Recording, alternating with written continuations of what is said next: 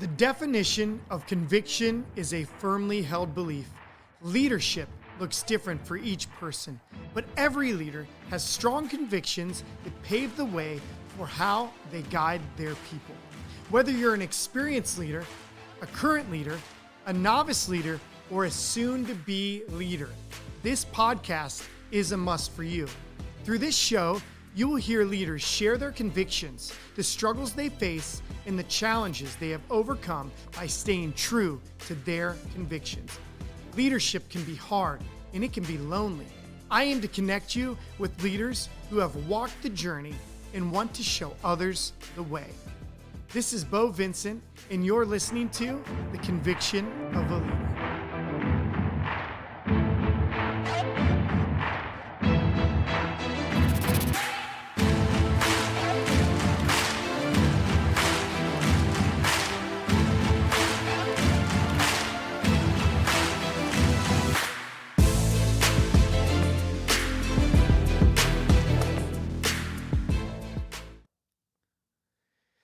This new division that Finish Line was starting inside of Macy's was exciting. I decided to forego and turn down any opportunity to take on a district inside of the mall. Well, they're inline mall stores. I was excited about the opportunity to help a new division grow inside Macy's. Their whole idea was that Macy's had a different customer, that 90% of their customers were female, and over 90% of their customers came in Macy's doors and exited Macy's doors. They did not shop in the mall. So it was a totally different customer and clientele. But I felt like I was perfect for the position. The first 18 months, I built a great relationship with a guy named Tom Porup, who I brought on the show previously last season, who had a big part in my development. He's 8 years older than me. He was a mentor. Became a great friend, still a great friend to this day. And I'll talk more about him in the near future on this episode about how he has helped along the way. So I went and took this position after 18 months of running the store. I now was out on my own. For 18 months, I traveled America from Minnesota all the way to New York City, all the way down to Atlanta and back. I had set up over 51 Macy's locations in 18 months. And as I was building them, I was also in charge of them. I had stores now located across Ohio, Indiana, and Michigan. But it was so awesome because part of the travel was going out, walking blueprints with the general contractor, and then helping recruit and hire for all of these locations. So it was a completely different position than I had in the past. And a lot of these positions that I was hiring for would then report to me, but not all of them. So it was extremely exciting. I got to see so many cities on Finish Line's dime. It was amazing. Tommy and I traveled to Minnesota, Chicago, Indianapolis, Cleveland, Columbus, Pittsburgh, Philly, New York City, Atlanta, New Jersey. So many great cities I'm still missing out on, all on the company's dime. But it was amazing because not only did we work hard and we worked all day, we got to enjoy each other's company. And at some point, we stopped traveling together because our own areas had continued to grow and we were starting to shift in different directions. So now being a multi-state, multi-unit manager was a dream of mine. And it was a big step in the right direction. Now, some things happened as I started to grow at Macy's and Finish Line. I started to realize that I gave up on dreams that I had younger in life on moving to the city. And those changed when I got married. When I got married, I started to realize I really wanted to be an entrepreneur and a leader and a business owner specifically. So throughout this whole journey, if it wasn't for the great employees that I was able to recruit and bring on and help develop, I would never have been at the positions and gotten to the great places in my career that I had got to. And being recruited all across the board, LinkedIn was starting to take off. Malls were really notorious for their regionals or districts, walking malls looking to direct recruit. So recruiting was at an all-time high. And I knew that I was going to own a business. And on LinkedIn one day, a State Farm, reached out to me, State Farm recruiter, corporate recruiter, and said, would you like to be an insurance agent? I said, no way. And I laughed and I'm like, I lead hundreds of employees over multiple states. Why would I want to go work in one office for you? And I turned it down. Well, she reached out again and she had a really compelling argument and story to why I could be like an owner operator, not necessarily a business owner, wouldn't have to have money for it, but could be an owner operator. She had such a compelling story and why insurance was so important that I listened to her. We had a phone call. We ended up doing Zooms. I ended up actually applying, going through the process, building a 30-page business plan on why I should become an agent, and then being accepted to be an agent from outside. But before I accepted any agencies, I decided to explore beyond that. And wouldn't you know, Tom Porup, I don't know if they were recruiting people from retail that were in multi-unit management, but Tommy also got recruited by the same recruiter for State Farm. He went through the same process, also was accepted. Him and I decided to stop and just think for a sec.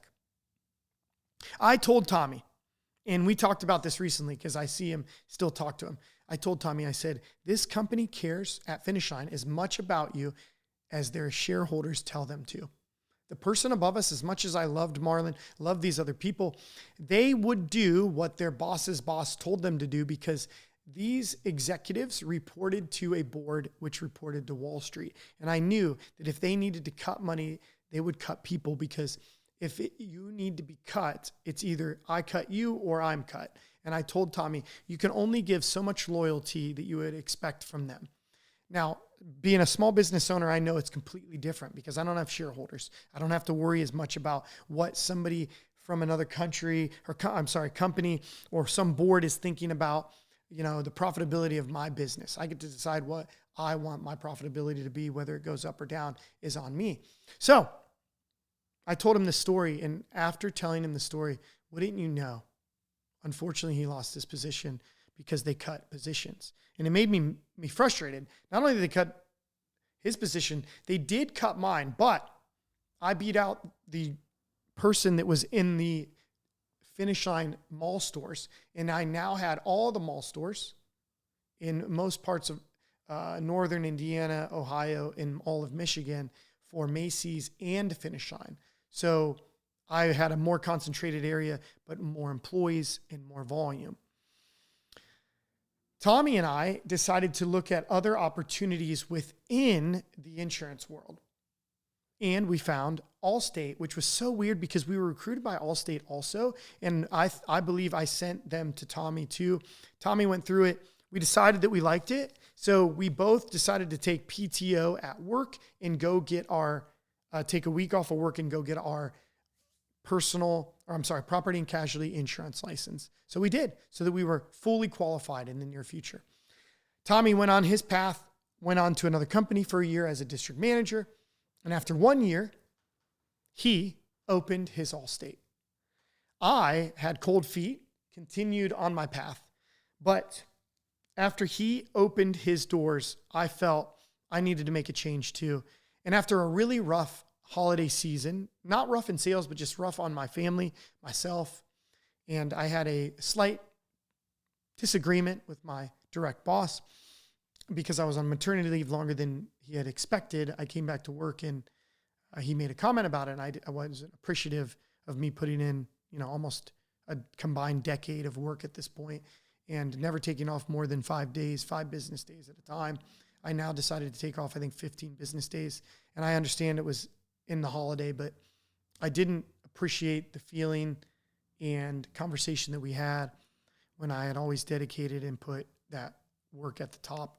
But I now had 3 sons. And for this last son, who is now 7 years old, I decided that for that son, I was going to max out my FLMA and PTO and take off as much time as I can. And I will tell you that my son, my youngest son, in his early years, I was able to soothe him. I was never able to do that with my older 2. And it might be because I didn't spend a whole month with them in the beginning. So it was just such a blessing to be able to do that. But to come back and to have this, disagreement, I understand his point, but it wasn't valid in my mind.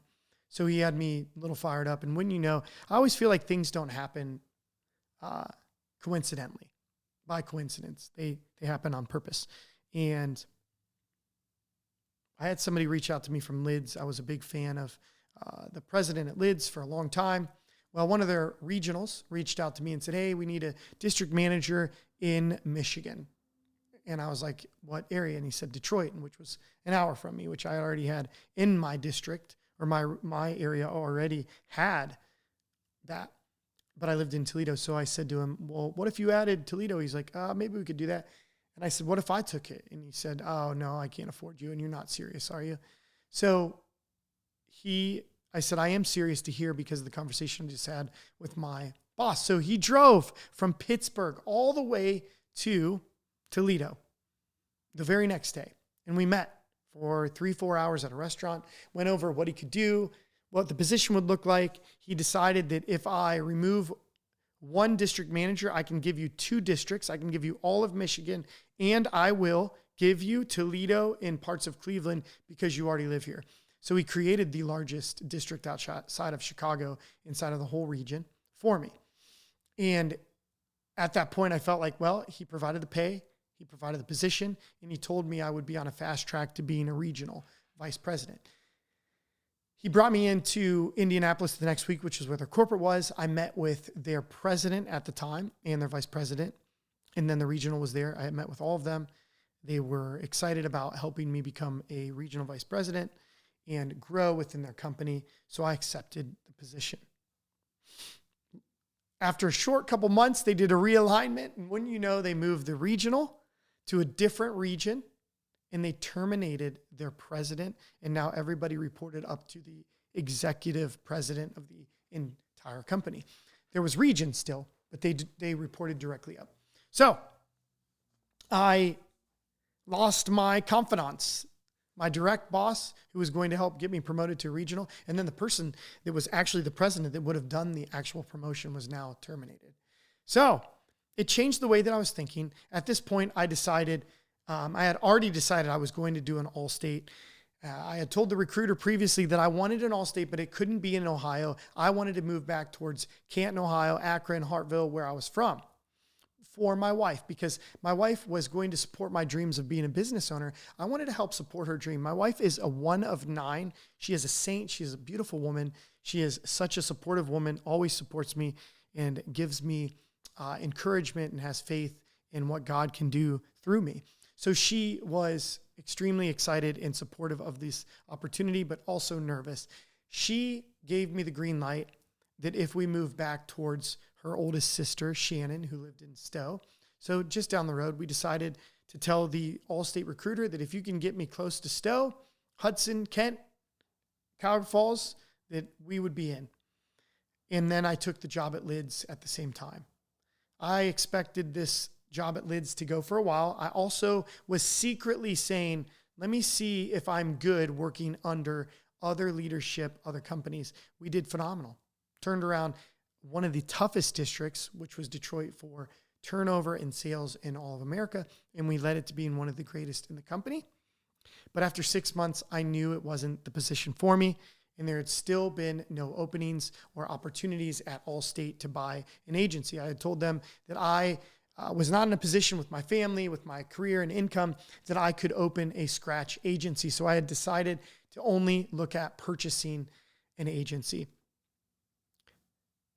I was recruited to go to Advance Auto Parts once again off of LinkedIn, and they came and they secretly recruited me and watched me and observed me during work. And I went through this whole interview process, and I knew that I was underqualified to be a Advance Auto Parts regional manager, district manager, because I had 2 district managers that would be working for me.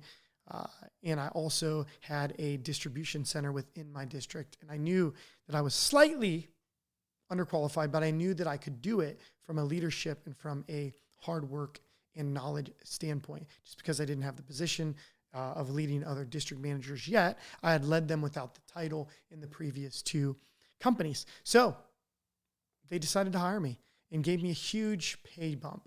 And they put me in this, after a short couple months, they put me in a vice president in training position. And I was going back and forth to Roanoke on a quarterly basis. We finished out the year as the number 1 profitable district in the entire company in my first full year. They were excited about me, and I was excited, so much so that I almost gave up on my dream of becoming a business owner. I had told myself one late night, I said, I think it's time for you. You're in your 30s. I think with 3 kids, you have a dream house, beautiful wife, beautiful church. You love the community here in Sylvania, which is a suburb of Toledo. It's time that you give up on your dreams of being a business owner and just embrace and put all your marbles into being a executive within retail. So I was about to do it. I decided to go ahead and dedicate it. Then wouldn't you know, I won a giveaway on Facebook of a friend who, as an insurance agent, I know how important it is to stay on top of your business finances. Cash is the lifeblood of our business, and how you manage your finances impacts your ability to survive and to thrive as an agency owner. That's why I use Club Capital for my business's accounting and CFO advisory services. Club Capital provides business management services to grow your top line and manage your bottom line. Club Capital gives me monthly financial statements so that I have the data I need when making decisions with my Club Capital CFO advisor about my agency. So whether it's hiring a new employee, buying another book of business, or investing more in a marketing initiative, Club Capital helps me model out different scenarios to give me the information and the financial data I need to make the right decision to help my business grow. Click the link in the podcast show notes below or scan the QR code now to book a free, no obligation financial audit call. Mention the Conviction of a Leader podcast and get your first month of Club Capital free. That's right. Mention the Conviction of a Leader and get your first month of Club Capital services free of charge. Visit the link now to learn more. So wouldn't you know, I won a giveaway on Facebook. This giveaway was from a person that I knew, a guy that I knew from being in a wedding of a mutual friend. He was a high-end consultant for leadership and retail and executive companies out of, I believe, San Diego at the time. And he was writing a book and he wanted to launch his own consulting company. So he did a giveaway for people who could invite the most amount of people to follow his Facebook page, which was called Catching Leadership. And I won the giveaway, which I won the opportunity to get 3 free months of one-on-one consulting and coaching with Michael Leadham. And he said I could keep it or I could give it away. I was about to give it away as a gift to a really good friend who owned a couple Chick-fil-A's that I thought would appreciate it. But I decided, why don't I try? So I took it for myself.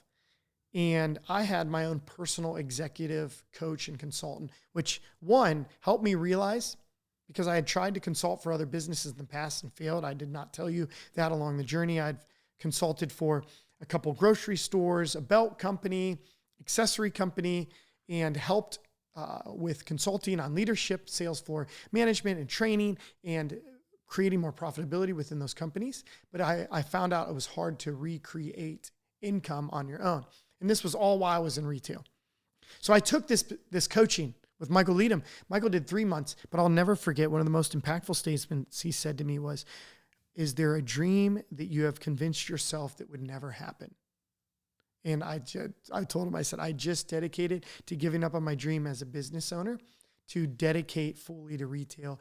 But after talking to him and going through this 3 months, I rededicated that I'm going to buy and start an Allstate business. So it didn't take very long for me to get it. And this Allstate came available early 2019, mid to early year 2019, for an opening date of October 1st. And my birthday is October 4th of 2019. So it was a perfect time to start an Allstate business. Quickly grew. I decided to use all of the things I've learned in leadership and retail and training throughout my career. I interviewed 60 to 100 people before we opened. I was able to assemble a pretty decent sized team with, I think, 5 people on day one and 3 more people Actually, 3 more people eventually came because they were still in training. But I think we had 8 people in training. Only 3 made it through training of their license to actually start. Well, I led the agency from a sales perspective, but I hired, and I was told by everybody, don't do it. You're a leader, you're a manager, you don't need a manager. But I decided to ignore them. I hired a manager, Kathy, who is still with me, because I wanted to delegate the things that I didn't know to her and that I didn't want to do to her that she was good at. She really is a good balance to me. She's very task-oriented, iron fist, different type of leader than me, but she balanced me out well. She took all the service off my plate, but also was able to teach me things along the way.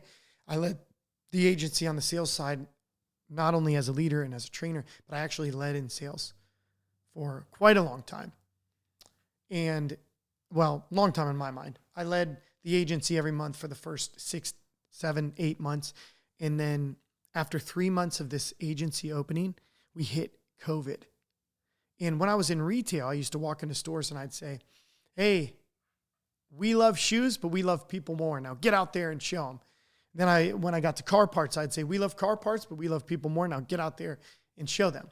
When I'd be after a meeting or a hype session or pump up session or a check-in session or morning meeting, morning huddle, whatever you wanted to call it throughout my career. And then in insurance, I started to do the same thing, but I would say, we love insurance, but we love people more. Now let's go show them. And that carried on.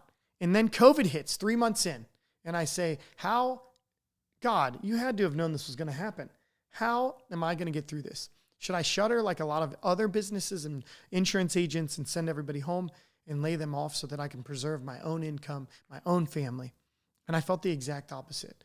Felt like this was an opportunity for me to live out my mantra. We love insurance, but we love people more. So I decided to tell everybody that they were, as long as you continue to do your job the same way you did it in the agency, take your computers home, your phones, your keyboards, and you're going to stay employed, and we're going to continue to work hard. And guess what happened? We exploded. And other employees from other agencies wanted to come work for us because we were thriving, 1. 2, we were hiring and we were working remote unlike anybody else. I had been uniquely trained within retail because for the last decade, I've been leading people remotely. Before there was a time of Zoom and everything else, so I was working at a home location and traveling to stores where I'd only see people once every quarter at best and have to talk to them on the phone and motivate them and then see them, leave a plan, consult them, and then revisit at a later date. So I was uniquely trained with my experience to be comfortable in this situation. So we sent them home. We exploded. I then hired Rachel, who has become my sales manager now, but eventually she overtook me for top sales, and I just became the sales manager and leading through training and management versus the selling side. I started to go out and build relationships with referral partners, mortgage, real estate, and that exploded. I started to teach people that, hey, if they get to know you, they will decide if they like you. And if they like you, they will decide if they trust you. And if they trust you, they will give you their referrals. So I started to explode on the referral side, which has grown, would grow our referral network to over 100 items a month in the referral side for a small agency. After this started to explode, we had an opportunity to come off of our first contract which was called ECP. We then bought another agency. So now I have purchased 2 at this point. And in July of 24, we purchased our third one, and we went from $700,000 premium in the first year to over $10 million by the end of this year within 5 years. We have grown staff like Kathy to be phenomenal leaders and Rachel to be a phenomenal sales manager and leader. Also had the opportunity 2.5 years ago, to start this podcast, which I love, which led to me being a coach and consultant for Craig Wiggins Coaching and Consulting, which has then led to me getting numerous speaking engagements over the last several years on multiple podcasts, multiple online conferences and business meetings. Also now consulting. I've consulted almost 100 individuals over the last 2.5 years and almost 100 agencies. Also was able to launch multiple classes like Centers of Influence, how to develop professional referrals within your own agency. Daniel Austin and I did that for 2 straight classes last year for Craig Wiggins Coaching and Consulting. Also decided to bring to the public something that I created over a decade ago in retail called my 3 keys to leadership, which is teach it, lead it, and expect it. Decided to bring that to the Leadership Academy and bring everything together that I had accomplished and learned throughout my journey in leadership and understanding that people are the way. It's people over process always. It's people over profit. Great people write great processes, and great people and great processes will create a great profit. We have run a successful business because of the people that God has allowed me to surround myself with. And honestly, the ups and downs of my life and my career have led me to where I'm at today. I couldn't have done it without my wife, my mom, even my dad. Could not have done it without them. Could not have done it without Tom, Marlon, Ryan at Finish Line. Couldn't have done it without Scott from Lids. Couldn't have done it without Bill from Advanced Auto Parts. Could not have done it if God wouldn't have connected me to Allstate recruiters. I'm just thankful for all the connections, for all the support of everybody who's listened to this podcast also. I tell you, when I tell you my dreams have come true, I dreamed of being on the radio as a kid. I feel like the podcast is the radio. I dreamed of speaking in front of crowds, singing. I've got to sing at church and lead worship. I now get to speak at conferences. I now get to do the podcast, which is the radio. And my ultimate dream was to be a family man who was known as a great father, a great man of God, and a business owner. And God has brought all those things to fruition because he laid those dreams on my heart many, many years ago and as a kid, and I've got to see them develop and grow. And that's my journey. So you are listening to The Conviction of a Leader, and now you know the full story. I love to coach and consult, and that is why I continue to open up more opportunities and spots for me to work with people like you. If you feel stuck and you need assistance getting past that, if you want to achieve things that you've never achieved in your career and through your business, I would love to speak with you for a free, no obligation phone call to see if we could work together. Because I've worked with over 100 individuals just like you over the last 2.5 years, and I have helped them achieve some of the greatest results of their entire career. And I look forward to working with you. So click on the link below for a free, no obligation consultation with me. Talk to you soon.